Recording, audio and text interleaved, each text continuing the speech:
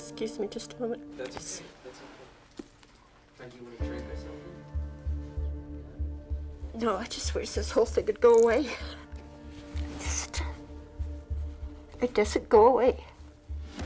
Most certainly the people who have this information, for the most part, would love to share it with their loved ones, to share it with their grandchildren, to share it with humanity in general.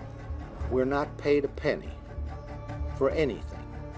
I'm hoping that they will someday release the information.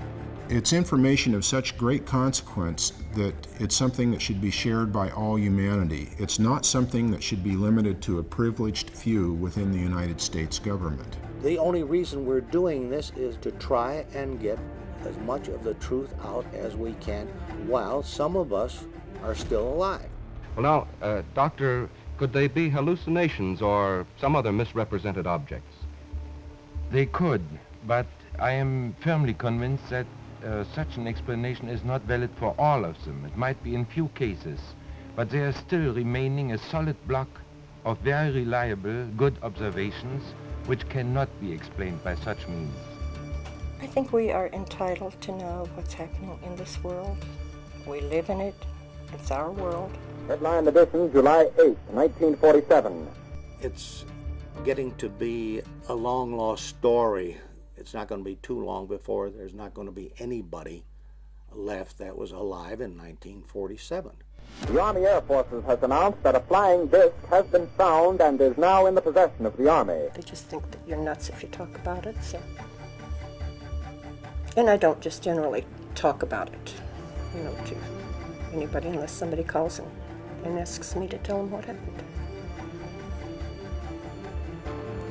It's not a source of conversation over coffee. If I didn't think the government was withholding information on the overall situation, I wouldn't be sitting here being interviewed, for one thing. It doesn't get any easier, because every time that I tell somebody about it, I feel like I'm 12 years old again. They might regularly land outside on oceans or in uninhabited parts of countries, but they might also not be ready to tell us. He said, I mean the rest of your life. We will find you. Tell us what actually happened.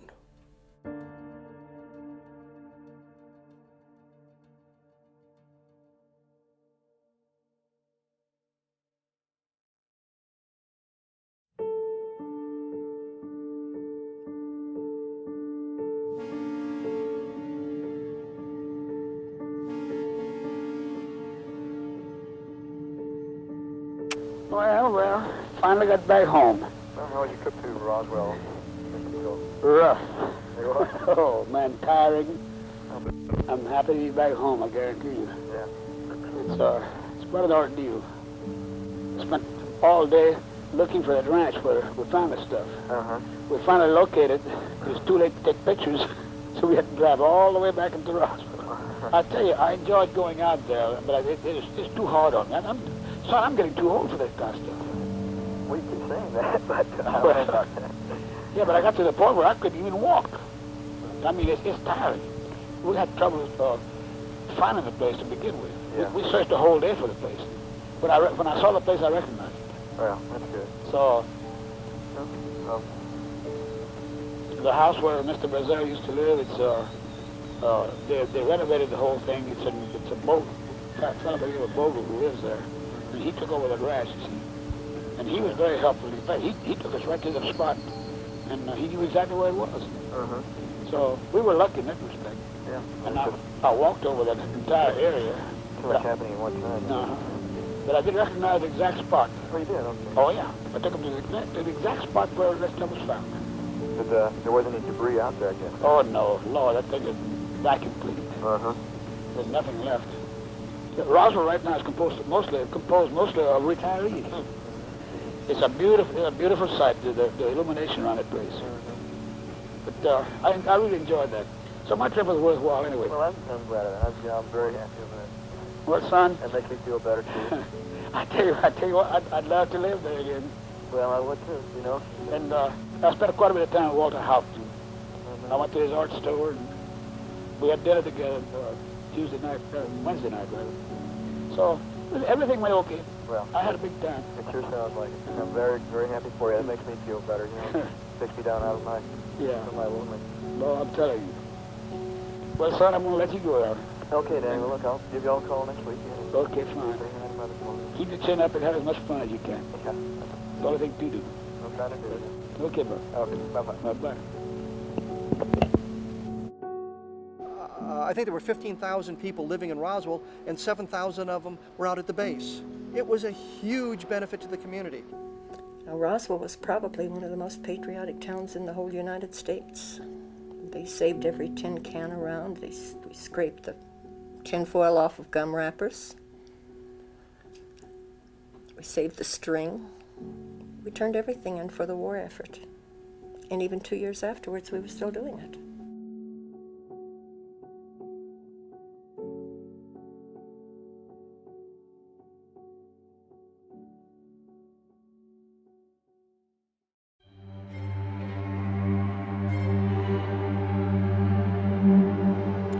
The sequence of events, as I've been able to establish them in my mind, is you've got radar sightings taking place early in July, 1st, 2nd, 3rd of July. You've got people watching this thing with great interest. I mean, here we are over the site where the atomic bomb was detonated in 1945. Atomic research still continues, the 509th Bomb Group, and rockets being launched from Alamogordo. So it's an area of high interest, especially to a space traveling race. Friday, July 4th, the object disappears from the scopes. There's reason to suspect it's down. The next morning, we've got an archaeology team out there. We also have a man and a woman. This story now begins like every science fiction movie you've ever seen. I've got a couple out in the desert. She's married, he's not. They're not supposed to be there. The thing roars overhead and slams into the ground. They look at it the night before, but they're so drunk, they don't do anything about it. The next morning they sneak back to see what's going on. About the time the archaeology team shows up, the archaeologists send someone back to call the sheriff. Sheriff alerts the 509th Bomb Group. We've got trucks coming in on the morning of July 5th, a military cordon going up around the area here close to Roswell. And this is what's critical. Why do you put up guards on the roads right off Highway 285 just north of town if all you've got is the debris field some 75 miles northwest? You don't need to do that. If the craft impacts much closer to Roswell, then the guards make perfect sense. You want to keep people out of the area. The team picks up the bodies at that location. They're brought back to Hangar 84. The debris is brought back to this area. It's transported out on the night of July 5th. The next day, they're sitting around congratulating themselves. Aren't we bright? We got this thing contained. Nobody knows what's happened. Mac Brazel shows up at the sheriff's office with a box full of the debris. Clearly, this is something else.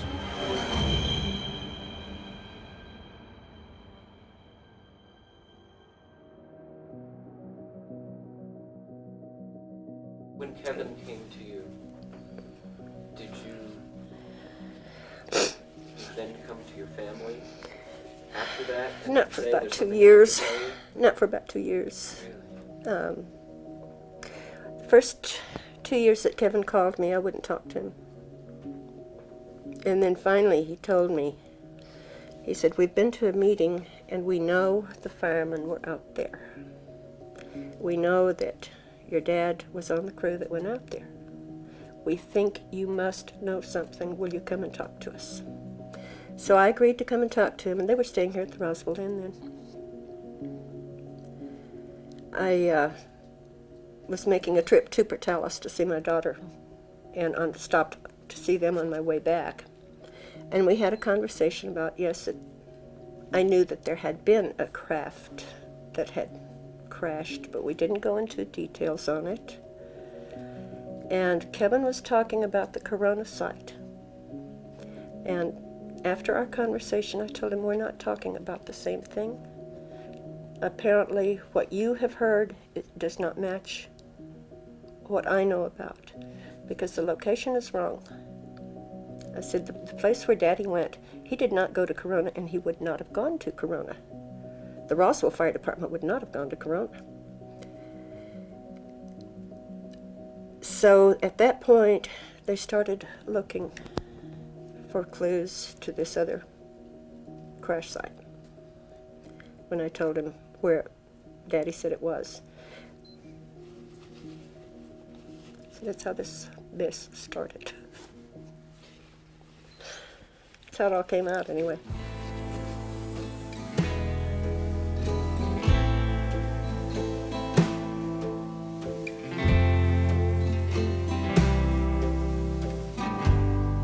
My name is Frankie Rowe, R-O-W-E. I know you've probably told this story a million times, but if you could tell it as fresh as possible for our audience, that would be great. Just tell me what happened when your dad came home that day. The very first time that I heard about this at all. Okay, Daddy came home from work. They worked shifts of a type that they would be on duty maybe 24 hours or 36 hours and then off 8 or 12, like that. So we hadn't seen him for a time. And he got home that evening and he came in so excited, and I was in the kitchen with Mother. And he asked Mother, he said, I've got something I want to tell everybody. Get everybody in here. And she said, we're cooking supper right now. And he said, well, how long is it going to be? Because I've got to talk to everybody. And it was just my mother and myself and the 3 younger kids at home, and my other sister was working. So we hurried and we got it on the table and called the kids in. And he started telling us that they had gone on a call of what they thought was going to be a plane crash north of Roswell. And he said they got called out to Blackwater Draw. And when they got out there, what they saw was not a plane that was our plane, but he said it was a flying craft from somewhere else. Well, we didn't ask questions, but Mother asked all the questions, and we were just listening, and she started, what do you mean somewhere else? And he said, it's not an airplane. He said, it's not from this world. Now here on this map are pinpointed locations where some 30 saucers have been sighted and are still unexplained. The following proposition could be established. There actually have been and may now be present in the Earth's atmosphere strange aerial objects. Some are of a geometric order. Others can only be described as brilliant light sources. Their form cannot be determined. He said the crash was like the flying saucers that they have talked about, because there'd been a few comments on the news about flying saucers. And he said it was one of the flying saucers crashed. And I don't think really Mother believed him at first, and he said, no, I mean it. We went out there early today, which I don't know what time that was, but early to him could have meant they left before dark. And he said when they got there, they could see that there were 2 bodies that were laying on the ground outside of this craft, and that there was one, what he called little person. And he said there's one little person that was walking around, and he said they were still alive. So she asked him, you know, what do they look like? Do they look like us? And he said they were very small, about the size of a small 10-year-old child. But the head looked like the little insect that we played with or that we saw around our house called Child of the Earth. We all knew what that looked like, so nobody asked any questions on that.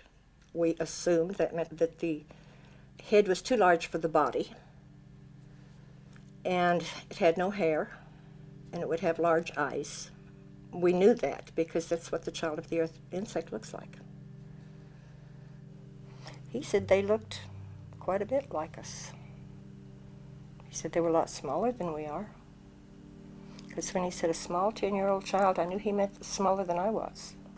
And I wasn't very big at 12 years old. I was a little small for my age.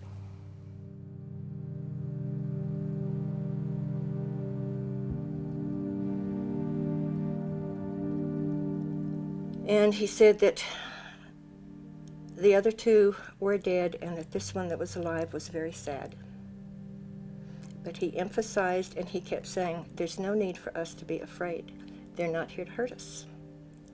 And he said, we couldn't help them.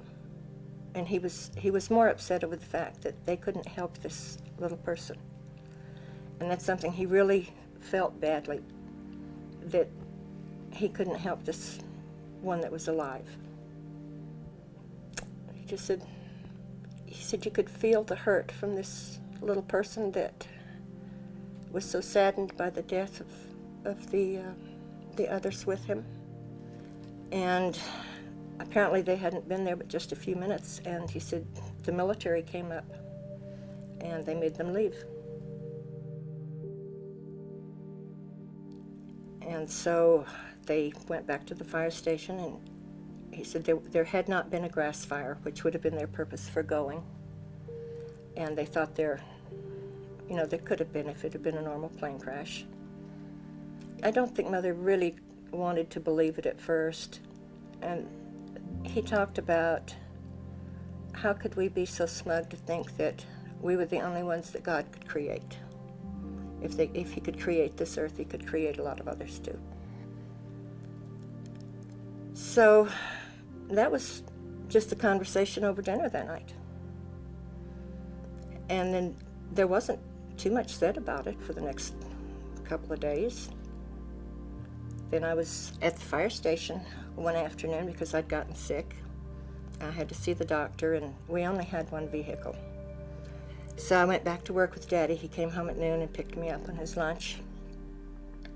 And I had gone to the doctor and was sitting in the kitchen part of the fire station, and I was eating a glass of ice chips. And a state policeman came in, and he yelled at Daddy. He said, "Hey, Dan, come over here." And he said, "Get all the guys. I want to show you guys something." The state policeman reached into his pocket, and he said, "I don't think you guys got to see anything like this the other day." And he pulled his hand out of his pocket, and it was closed up. He opened his hand over the table and dropped a piece of material that when it hit the table, it was all wadded up when it left his hand, and when it hit the table, it spread out like it was water. And they were asking him, how'd you get by with this? And he said, well, he had helped with some of the pickup of debris, and he had managed to sneak that one piece in his pocket.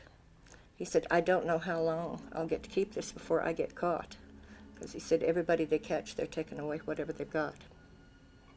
Last count, I had spoken to around 4 dozen people who handled various aspects of the debris. The most dramatic is the foil-like material that you could wad up in a ball and let it go and it would unfold itself. A lot of people reported that. What kind of material did we have in 1947 that had those properties? There were things like foil backed with cloth that when you wad it up, it would tend to unfold itself somewhat, but there were always the signs of creases. And some of the people were very specific. There was no sign of a crease or a fold in this thing when it was let down. After a while, they tried to burn it. Almost all of them carried the old-fashioned lighters. They tried to burn it and they couldn't burn it. It wouldn't catch on fire, and they took out their pocket knives and they tried to cut it, and they couldn't cut it. So they got into a discussion as to how bad a force it must have been to tear this piece of material. And they talked about, whether it came from the inside of the ship or the outside or what, and of course nobody knew where it came from. And while they were talking, I guess they all had their chance to play with it for a while, and it was laying on the table, so I reached over and picked it up. And I played for it probably about 5 minutes. And I tried everything they had done with the wadding it up, when you would wad it up in your hand, you couldn't feel it in your hand. You couldn't feel you had anything there. And it would go to a size that was so small that you'd have to look to see if it was still in your hand. And then when you drop it, it spread out all over the table. It made no noise, no sound of any kind. It was just like, it was nothing. It was like you were mashing air together. So it wasn't aluminum foil. Oh, absolutely not. No, we had scraped aluminum foil off of everything for the war effort. No, I knew aluminum foil. No, this definitely wasn't. I didn't realize the significance of it at the time. No, I just knew it was different than anything I'd ever seen before. So I forgot all about it after that.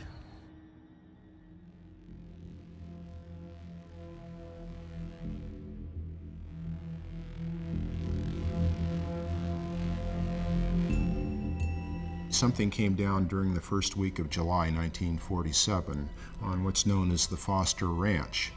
A man named Mac Brazel was the foreman of that ranch, and he was out checking his sheep. He found all this strange debris. He brought it by his neighbors the next day. They suggested he go into the sheriff with it.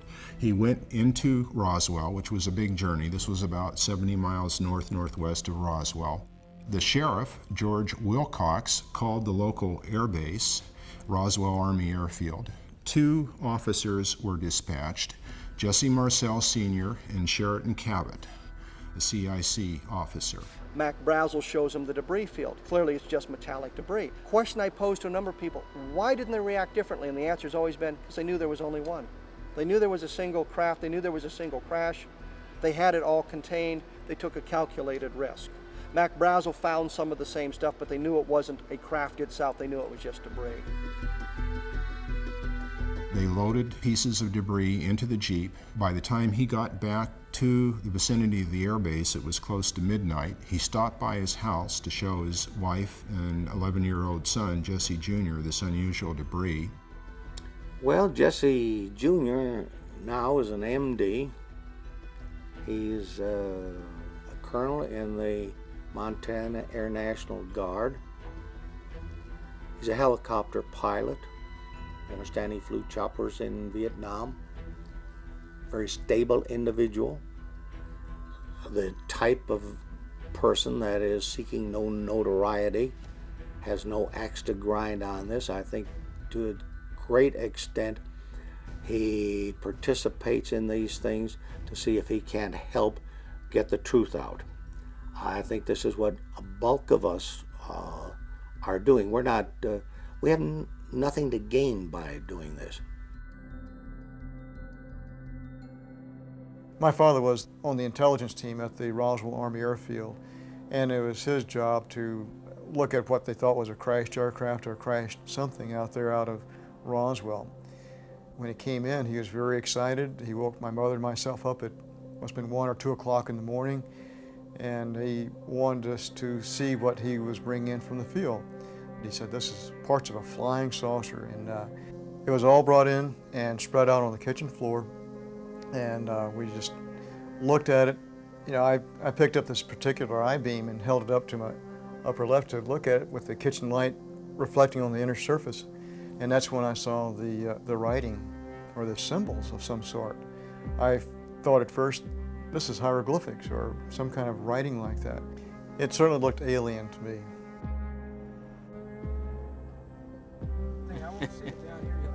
Okay, well, yeah, just tell me what to do, because I don't know how much of me you've got in the picture or anything. This was developed with the help of Jesse Marcel Jr. and Kent Jeffrey. This is a replica of what was picked up off of the desert by Major Jesse Marcel back in 1947. The one I saw was probably greatest 3/8 of an inch in cross-sectional diameter, 12 to 18 inches long. Actually, the material that I saw almost resembled something that could have been blown out through the side of the craft, like there was an in-flight explosion just spreading debris or blowing debris out of the side. There was a debris field It's 3/4 of a mile long, 300 feet wide, according to Jesse Marcel, loaded with this metallic debris. Mac Brazel describes it, the debris being thick enough the sheep won't cross it, he's got to drive it around him. There's clearly a lot of debris. Bill Brazel talks about a gouge down through the center, 500 feet long, 10 feet at its widest. We don't pretend to understand the mechanism of the shedding of this massive amount of debris in one area and the craft impacting much closer to Roswell. It's a much smaller craft, 15 to 20 feet wide, maybe 25 feet long, more or less intact. There seems to be some sort of damage to it, and there was some debris scattered on the impact site itself. But I don't begin to understand the mechanism for the shedding of that much debris in one area and the craft being more or less intact in the other area, unless there's some kind of an outer shell that it shed, or this was some kind of an escape capsule and the entire craft disintegrated and this is how they attempted to get out. We just do not understand that, and we have to speculate about it. Something crashed into the desert outside Roswell in 1947, and the ham-fisted fashion in which the U.S. Air Force handled the incident convinced a great many people that it was a flying saucer, and that at least one alien creature was recovered from the crash site. It is precisely the mixture of religion, science, superstition, and folklore, intelligence, and ignorance that has produced among Americans an entire subculture of belief in extraterrestrial life. It has gotten old. Like anything else, it has become a job, a task, no longer an exciting experience. My name is Walter G. The G stands for George Haut. H-A-U-T. You ought to remember Haut.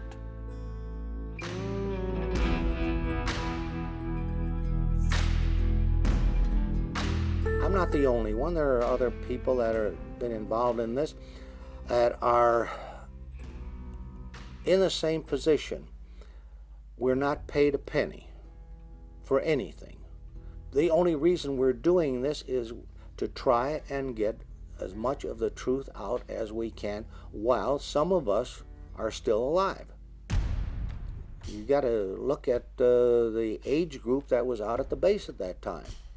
So many of the people that have been doing the legwork, so to speak, were in their 20s. I was one of them. At the base, I was a crew member, navigator bombardier. That was my primary duty assignment. My secondary was as public relations officer for Roswell Army Airfield and the 509th Bomb Group. The 509th Bomb Group, incidentally, was a very elite group. It was the only atomic bomb group in the world at the time. The 509th Bomb Group was originally organized during World War II. Their mission was to drop the atomic bombs on Japan.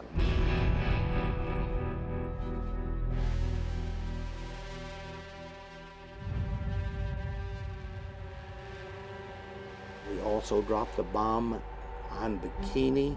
The organization was pretty much of a tight-lipped organization. By the time you get to Roswell in 1947, it's the only atomic strike force in the world. They're training people to begin other atomic bombing groups in the Air Force. If you became the commander of the 509th Bomb Group, you inevitably were promoted out of the job and became a general. It was the premier group in the Air Force in 1947. Today's edition presents a roundup of the latest developments in the finding of a flying disc. I was called to headquarters, was given copies of a press release which stated in essence that we had in our possession a flying disc. The Army may be getting to the bottom of all this talk about the so-called flying saucer. As a matter of fact, the 509th Atomic Bomb Group headquarters at Roswell, New Mexico, reports that it has received one of the discs which landed on a ranch outside Roswell. From what we know, it was shown to William Blanchard in the morning. About 12 o'clock at noon, a press release was issued by Blanchard. My father is a 30-year retired Air Force colonel, a World War II fighter ace, and he knew and worked with William Blanchard in the early 1960s. And according to my father, Blanchard was no fool. Blanchard was not the kind of man to put out a press release about something so dramatic as a crashed UFO without being absolutely certain he was correct.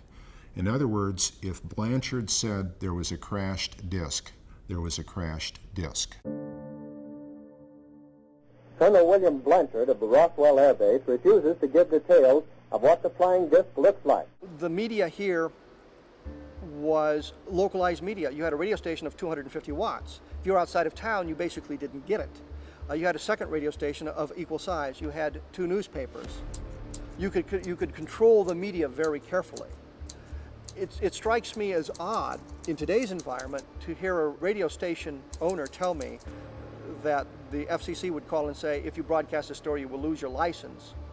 And they don't tell the FCC to go play with themselves and broadcast the story anyway.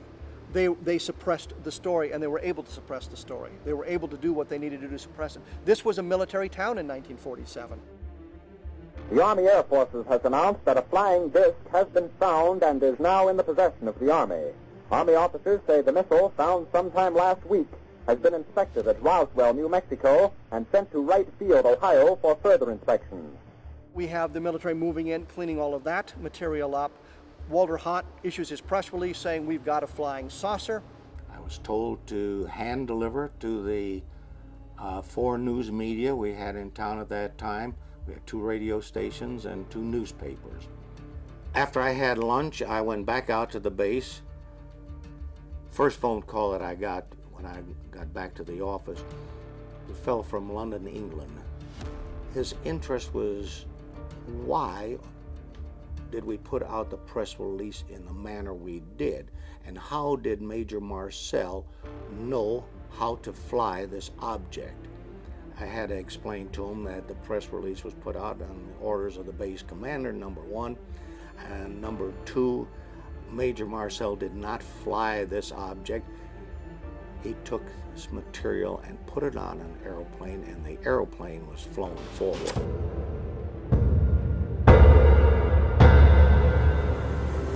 Phone rang and rang and rang and rang until I would guess somewhere around 4:30, as I got home somewhere around 5 o'clock. That was the end of it. The next morning, when I went out and picked up the newspaper, it said that headline that General Ramey emptied our saucer. The story was done.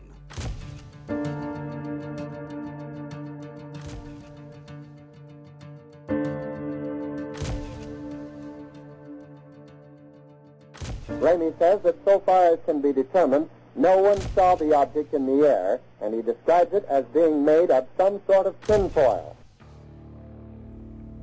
That was aluminum foil, or a foil of some kind.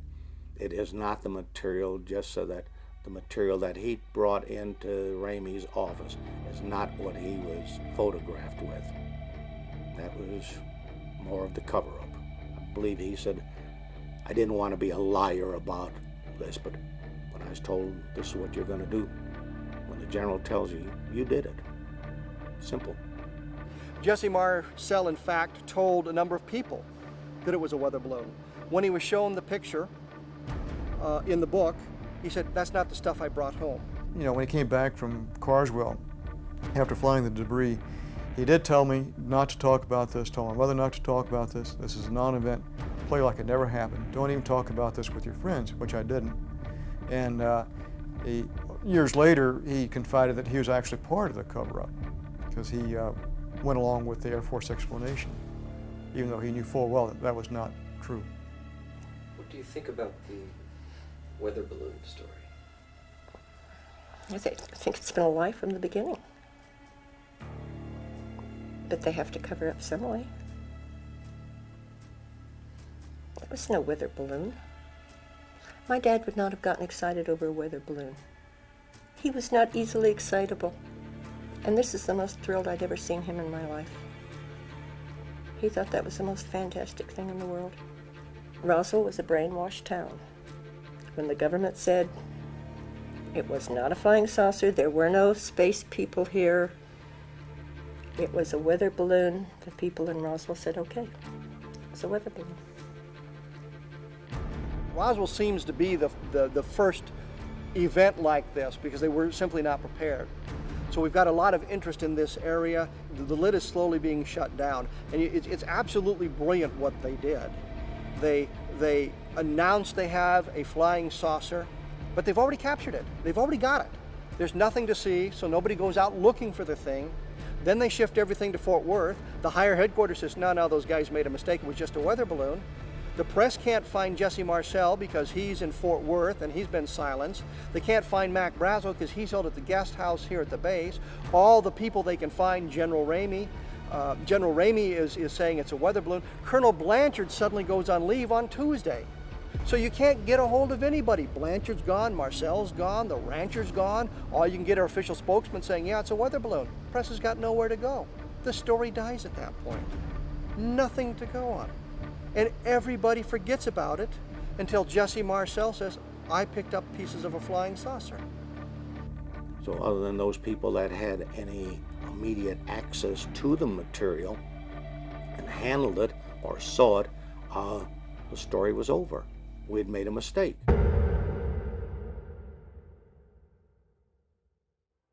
Fear will do a lot of things. And that was fear. In 1947, it was much easier to intimidate a child than it is in today's world.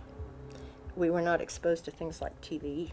We didn't have a TV in 1947. And it was just, we were a very patriotic town. If we were told you don't do something for government safety, the safety of your country, we didn't do it.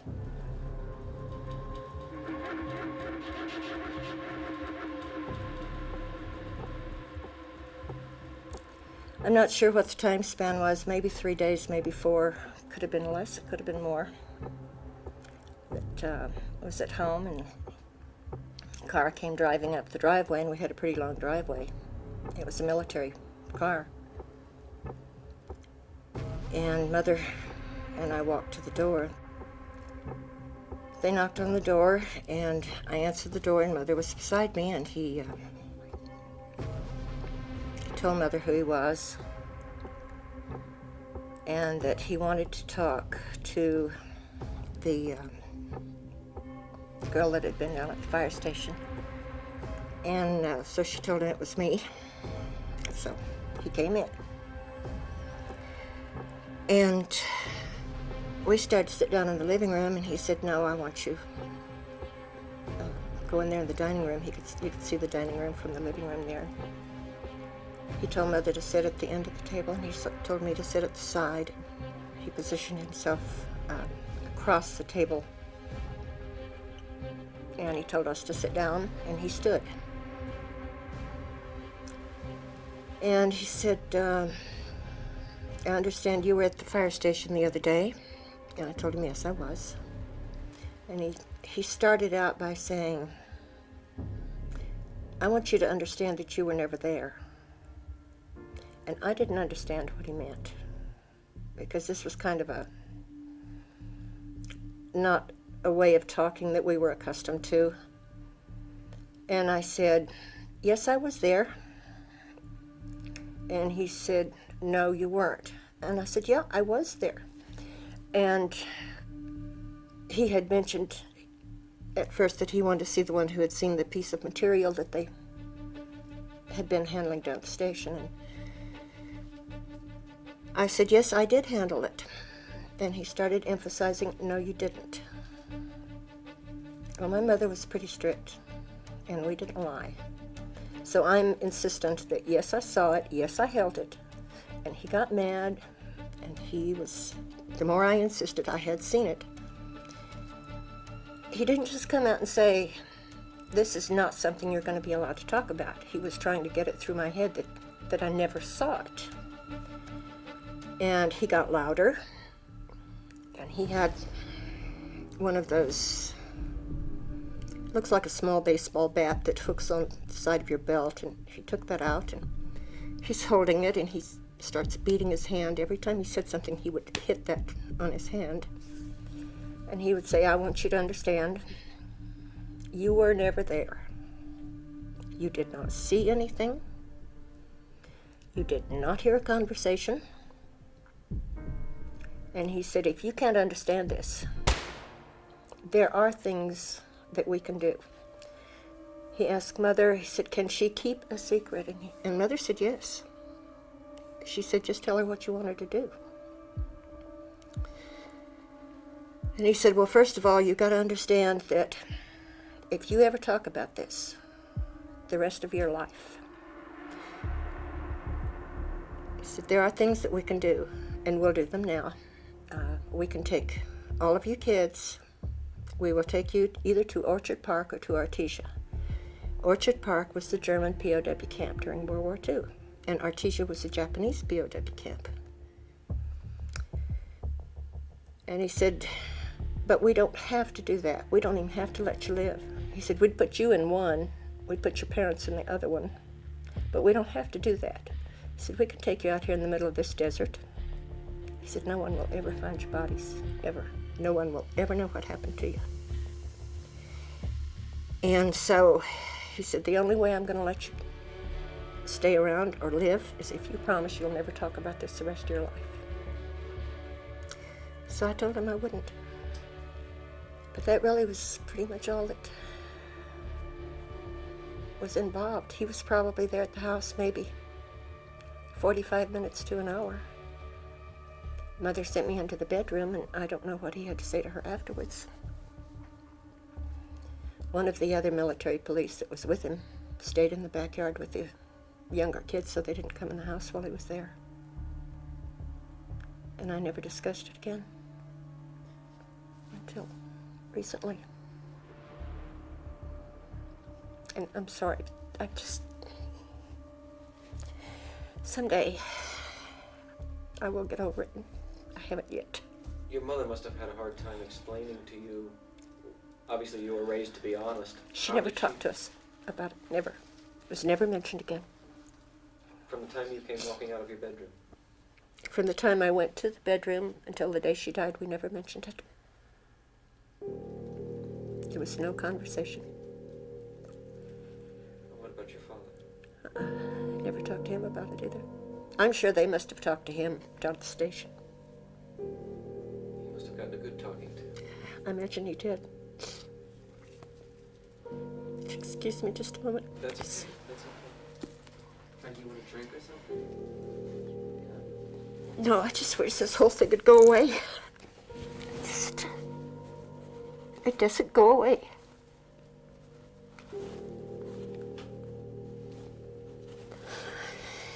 And it doesn't get any easier, because every time that I tell somebody about it, I feel like I'm 12 years old again.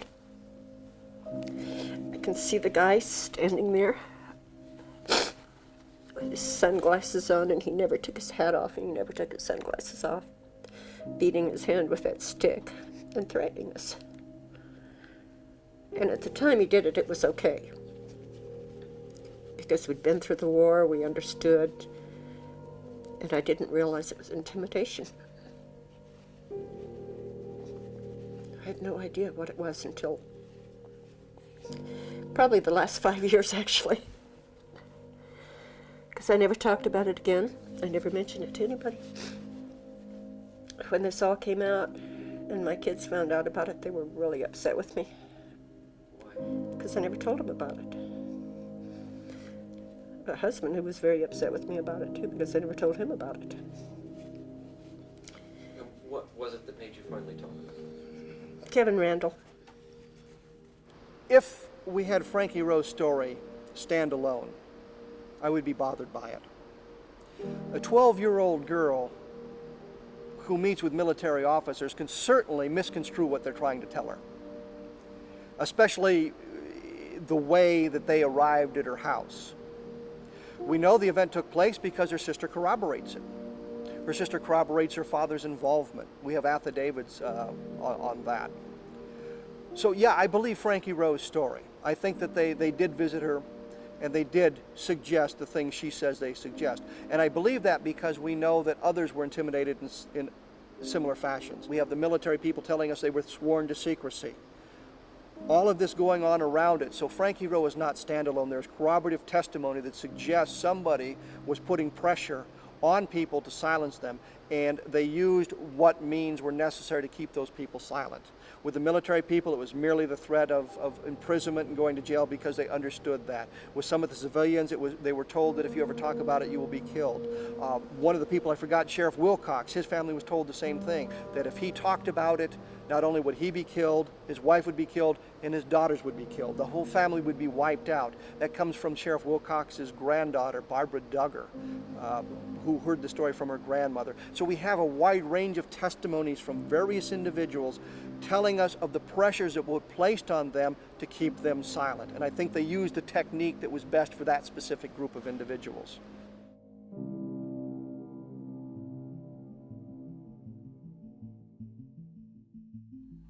The material that was found out on the debris field was secondary to the crash of the actual object on the night of the 4th of July. I have heard secondhand that there were alien bodies. My mother had a friend. I told you she and I never talked about it again.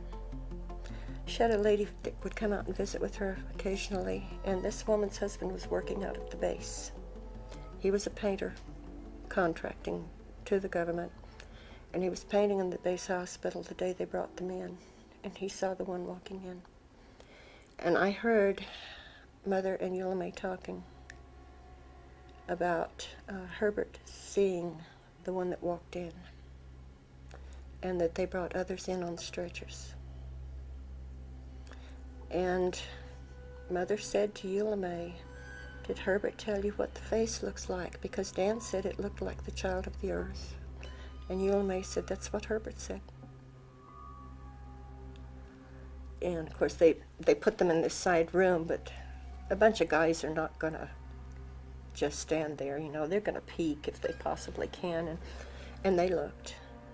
And I'm sure that probably Mother and Eula May and maybe Daddy and Herbert, and maybe there was more discussion than I know about, but not in my presence. It's the only reference I ever heard her make about that. But I think that was done before they came out to the house. Because after they came out to the house, I never heard another comment.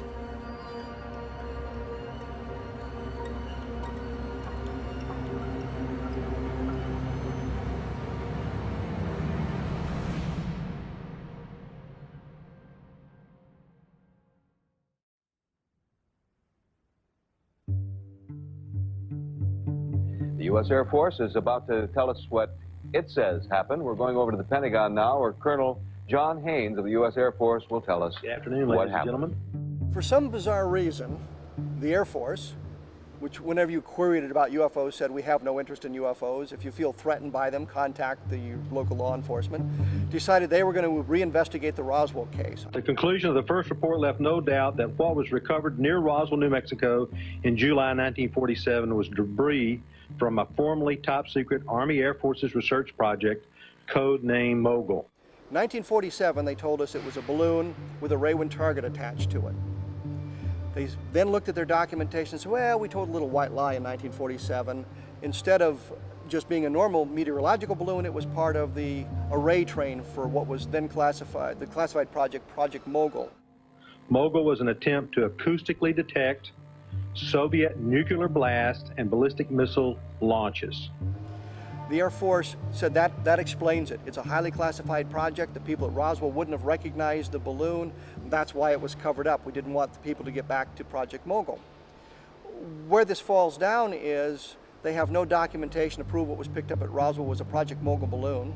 The people at Roswell, Jesse Marcel, for example, the air intelligence officer, was part of Operations Crossroads, and we're told that the Raywin targets and the meteorological balloons were used as part of the atomic testing, so he should have been familiar with the balloons. So you've got a situation where They're saying these guys with their fingers on the triggers, if you will, can't identify a balloon and are so hysterically possessed that they claim it's a flying saucer. They didn't review the tapes of Louis Rickett, the counterintelligence NCOIC at the base, who saw the debris and commented on it. They didn't review the tapes of Major Edwin Easley, who told me that he couldn't talk about it because it was still classified 47 years later. Told me a number of times in our first conversation, I can't talk about it, I was sworn to secrecy. They didn't even talk to Brigadier General Arthur Exon, who reported that he flew over the two distinct sites, and reports the gouge. A balloon will not leave a gouge. So they didn't talk to the people I would think were key people. Instead, they talked to the people that are going to lead them directly to the Project Mogul explanation and let it go at that. They say this was a top secret project, implying there was special equipment. It's a neoprene balloon and Raywind targets. Raywind targets had been used for 20 years. At first they were used because they reflected the sun and they could track them visually much easier. Now they were adapted to radar use. Irving Newton said that he launched literally hundreds of them during the invasion of Okinawa. There's nothing special about these balloons, nothing at all. And but by placing it with Project Mogul, we're implying that there was something unusual about these balloons, that there was something that would keep these people from identifying, but there wasn't. This is in reference to Charles Moore, who was the project engineer on Mogul. With respect to the neoprene rubber used on those meteorological balloons, and they were standard meteorological balloons, the idea that the Mogul array was something special or out of the ordinary is an illusion. But Moore explained to me the type of rubber, how thin it was. He actually compared it to a giant condom. He said it was very thin and that's what it looked like. And my response to that was, well, if that's the type of material that this resembled, it certainly isn't anything that would have fooled any members of the United States Armed Forces. Therefore, this was not a Mogul balloon.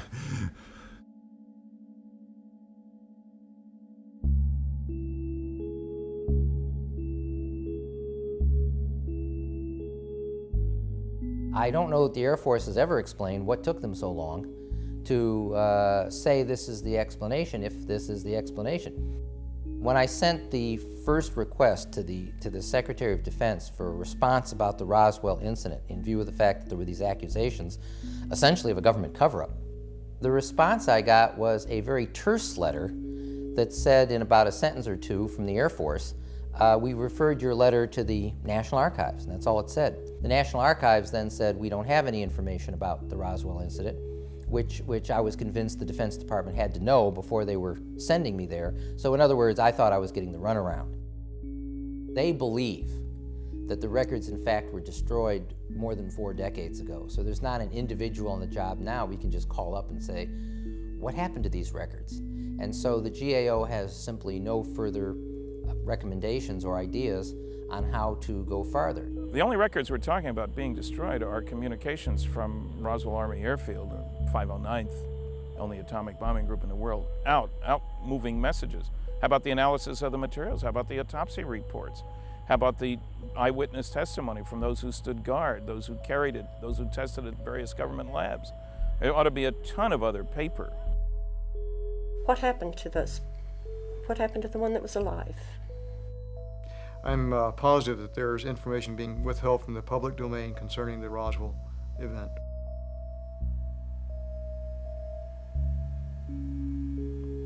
There are a lot of things that our government hides, and it isn't right. They shouldn't. They especially shouldn't do it to a town like Roswell that was so supportive of every single thing that they did. The story is going to end one of these days because there's nobody going to be able to refute it or say anything about it.